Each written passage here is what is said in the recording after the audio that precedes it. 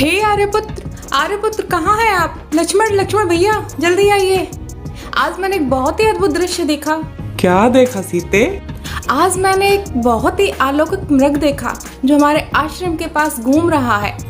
अलौकिक मृग को? हाँ स्वामी। कहाँ है वह अलौकिक मृग?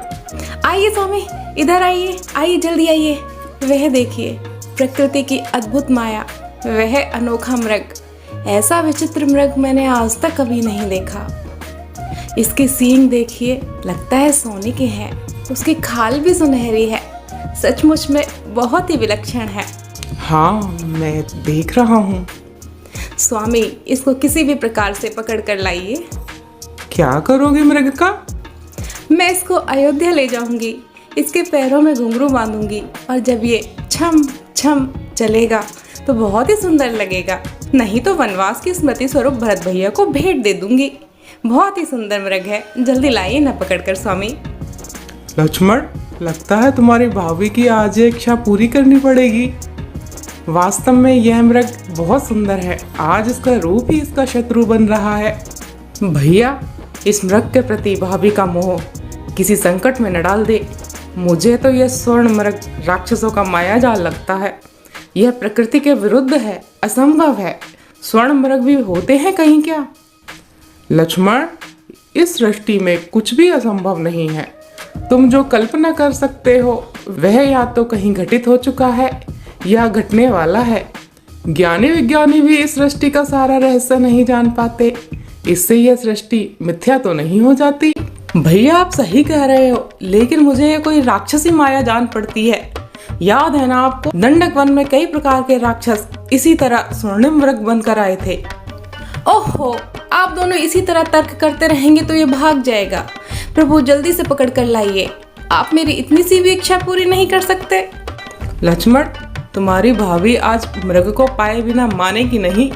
मैं अभी जाकर इस मृग को पकड़ कर लाता हूँ। लक्ष्मण, तुम सावधानी से सीता की रक्षा करना। अगर यह राक्षस हुआ तो आज इसका अंत निश्चित है। सावधान रहना लक्ष्मण। इस जंगल में अनेक राक्षस घूमते हैं। किसी भी स्थिति में सीता को अकेले मत छोड़ना। जो आज्ञा भैया।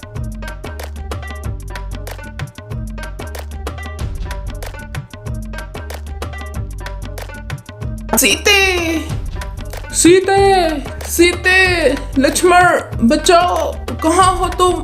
लक्ष्मण, तुमने भैया की पुकार सुनी? हाँ भाभी। तब भी तुम यहाँ हो?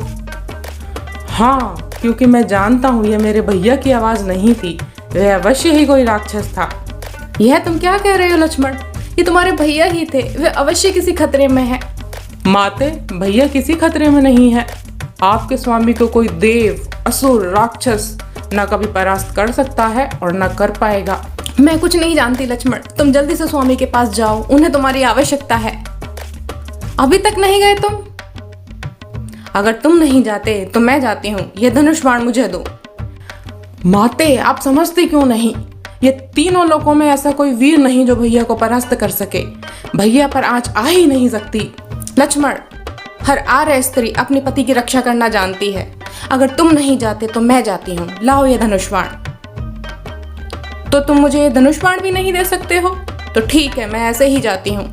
रुको माते, ठीक है, आपकी आज्ञा का पालन करने के लिए आज ये लक्ष्मण पहली बार अपने भैया प्रभु श्री राम की आज्ञा का उल्लंघन करता है।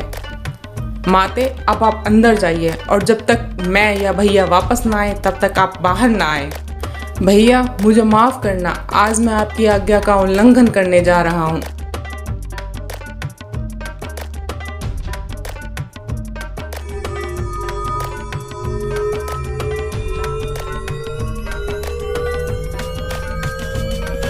माते, गुरु की दी हुई मंत्र शक्ति से मैंने यहाँ एक अदृश्य दीवार बना दी है।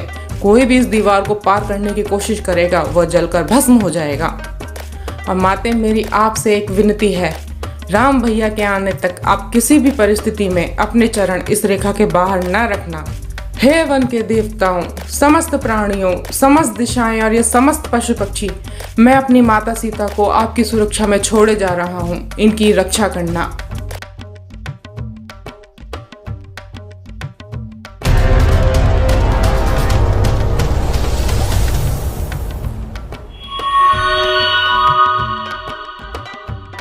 भिक्षाम देही।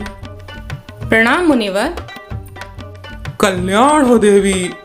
हम बहुत दूर से आए हैं और यह कुटिया देखकर इस आशा में आए हैं कि हमें यहाँ भोजन अवश्य मिलेगा।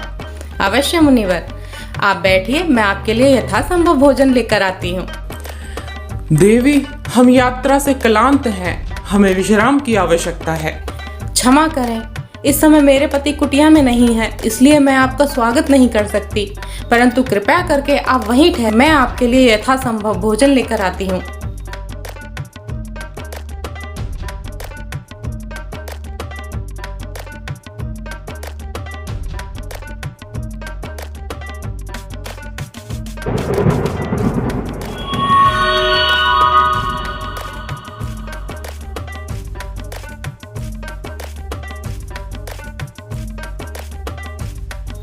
मुनिराज, मैं आपके लिए भोजन लाई हूँ, ले आओ देवी।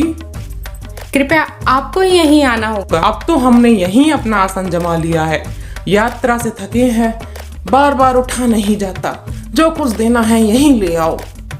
मुनिराज, मैं अपनी सीमा के बाहर नहीं आ सकती, आप ही को कष्ट करना होगा। देवी, तुम आर्य कन्या नहीं लगती हो, द्वार पर आया हुआ अतिथि भगवान समान होता है, तुम हमारा तिरस्कार कर रही हो। नहीं नहीं मुनिवर, ऐसा न कहें, मेरे वहां न आने का कारण आपका तिरस्कार करना नहीं है, बल्कि मेरे देवर मेरी सुरक्षा के लिए एक सीमा रेखा खींच गए हैं, मैं उसे लांघ नहीं सकती, इसलिए मैं बाहर नहीं आ सकती, कृपया मेरी बातों को अन्यथा न लें। तुम बार बार हमारा अपमान करती हो, बस बहुत हो चुका। कभी हमें कुटिया में आने से मना करती हो, कभी हमें दूर से ही भोजन देती हो, हमारे साथ ऐसा व्यवहार कर रही हो जैसे कि हम कोई पशु पक्षी हैं। यदि कोई आर्य कन्या होती तो द्वार पर आए साधु के चरण छूकर भोजन अवश्य करवाती, लेकिन तुम तो बार बार हमारा अपमान करती हो। इतना अपमान हमारा आज तक नहीं हुआ, इस अपमान के बदले हम तुम्हें श्राप देते हैं। नहीं नहीं मुनिराज, आप मुझे अपनी पुत्री के समान समझिए, मेरी व्यथा को समझने की कोशिश कीजिए। हम सब समझते हैं, सब कुछ जानते हैं, हम त्रिकालदर्शी हैं, हम सब देख रहे हैं। तुम्हारा पति इस समय एक स्वर्ण मृग का शिकार करने के लिए वन वन भागा भागा फिर रहा है। स्वर्ण मृग अपने एक सींग से तुम्हारे पति को आहत कर चुका है और तुम्हारा पति अभी भी उसी मृग के पीछे भाग रहा है, और शाम होते ही वह स्वर्ण मृग अपने दूसरे सींग द्वारा तुम्हारे पति को। नहीं नहीं मुनिराज, श्राप मत दीजिए, मुझ पर क्षमा कीजिए, दया कीजिए। जाओ कन्या, हमने तुम्हें क्षमा किया, हम तुम जैसी सुंदर नारी का रोना नहीं देख सकते। प्रणाम मुनिवर, मैं मिथिला नरेश, महाराज जनक की पुत्री हूँ। तुम मिथिला की राजकुमारी, और इस अवस्था में यह कैसी विडंबना, जिस कंचन काया को देख देवता भी ललायत हो जाएं, वह इस अवस्था में। अरे ऐसी नारी को तो किसी त्रिलोकी के राजा की पत्नी होना चाहिए। मुनिराज, मेरे लिए तो मेरे पति ही त्रिलोकी के राजा हैं, उनसे बढ़कर भला कोई हो सकता है क्या? अवश्य हो सकता है, हम तुम्हें बताते हैं, जिसके नाम से सभी प्राणी थर्रा उठते हैं। तुम उस लंकापति रावण की पत्नी होने लायक हो।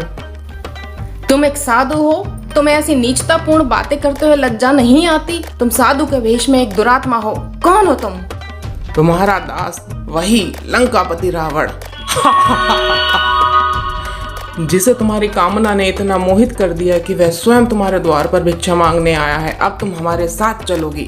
नहीं, ऐसा नहीं हो सकता। नीच, तूने ये कैसे सोच लिया कि तू अपने वैभव का वखान करके मुझे यहाँ से ले जा सकता है?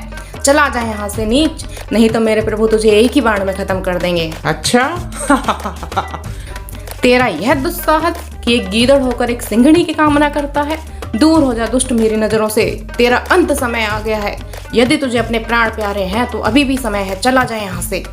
हमारा ऐसा अपमान करने का साहस आज तक किसी ने नहीं किया, इसका परिणाम जानती हो? तो तेरे जैसी मूर्खता भी आज तक किसी ने नहीं की, तो इसका परिणाम जानता है? चला जा यहाँ से, नहीं तो तेरे सारे कुल का सर्वनाश हो जाएगा। गरुड़ और कौए में, हंस और गिद्ध में, हाथी और बिल्ली और सिंह और सियार में जो अंतर है, वही अंतर दशरथ नंदन प्रभु श्री राम और तुझ में है। भैया, भैया, लक्ष्मण, तुम यहाँ कैसे? लक्ष्मण, सीता को अकेला छोड़कर? मैंने तुम्हें सीता की रक्षा करने के लिए कुटिया में छोड़ा था। भैया, वहाँ आपकी आवाज आई तो माता बेचैन हो उठी, उन्होंने मुझे यहाँ आने को विवश कर दिया।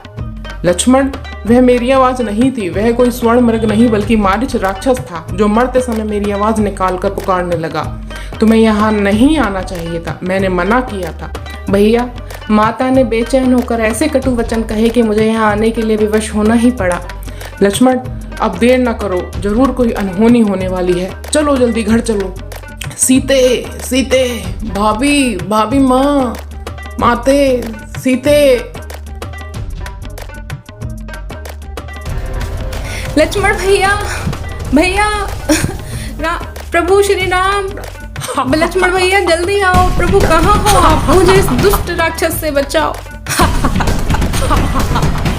भाभी भाभी माँ, माते सीते।